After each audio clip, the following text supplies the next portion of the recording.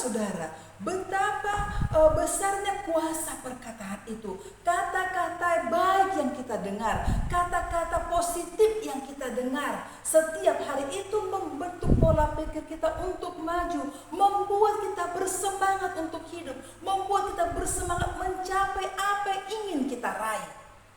Dan kata-kata negatif yang mungkin juga kita dengar itu bisa membuat kita lemah. Firman Tuhan berkata dalam Efesus pasal 4 ayat 29, dikatakan, jangan ada kata-kata kotor keluar dari mulutmu, tapi pakailah kata-kata yang membangun di mana perlu, supaya orang yang mendengarnya mendapat kasih karunia. Saudara kekasih, kita harus memilih kata-kata yang hendak kita ucapkan, karena kata-kata itu begitu besar kuasanya. Ada orang-orang tertentu yang lemah ketika mendengar kata-kata yang negatif ditujukan kepada dia. Ketika ada orang menghujat dia, memfitnah, membuli, maka itu menjadi bahan pikiran, membuat dia depresi. Bahkan ada yang sampai bunuh diri karena begitu mendengar kata-kata yang membuat dia lemah.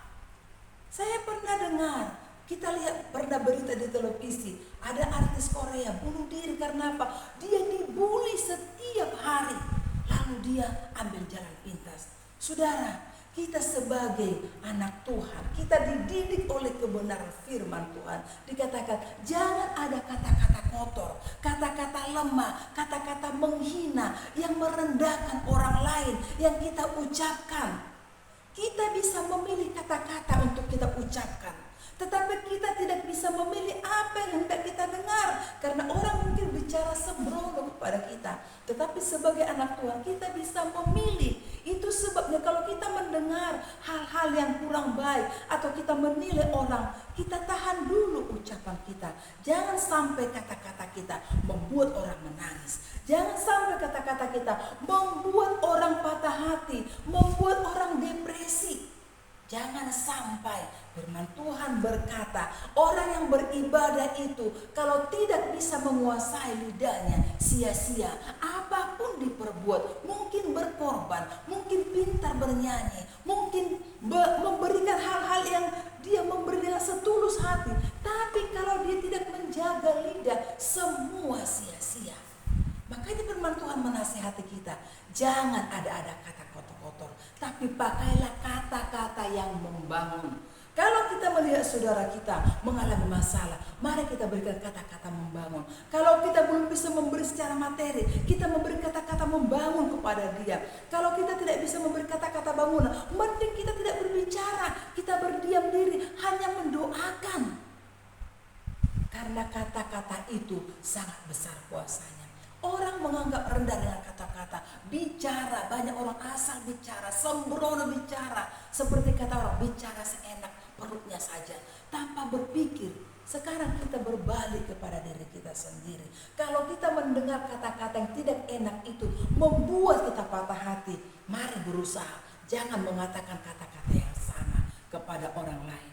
Bapak Ibu kekasih dalam nama Tuhan, saya dari kecil, ini pengalaman saya. Saya dari kecil itu sampai saya remaja, saya sering sekali dibully orang, diejek orang, direndahkan orang, dan itu membuat saya sakit hati. Mungkin karena penampilan saya tidak bagus, karena wajah saya tidak bagus, itu saya sering diejek karena punya wajah yang tidak bagus. Sering sekali diejek saya, dan itu membuat saya minder, membuat rendah diri. Itu sebabnya saya selalu memilih kata-kata saya untuk anak-anak. Saya tidak akan pernah ngejek siapapun, karena saya tahu sakitnya diejek. Saya berusaha tidak menghina siapapun, karena saya tahu tidak enaknya dihina.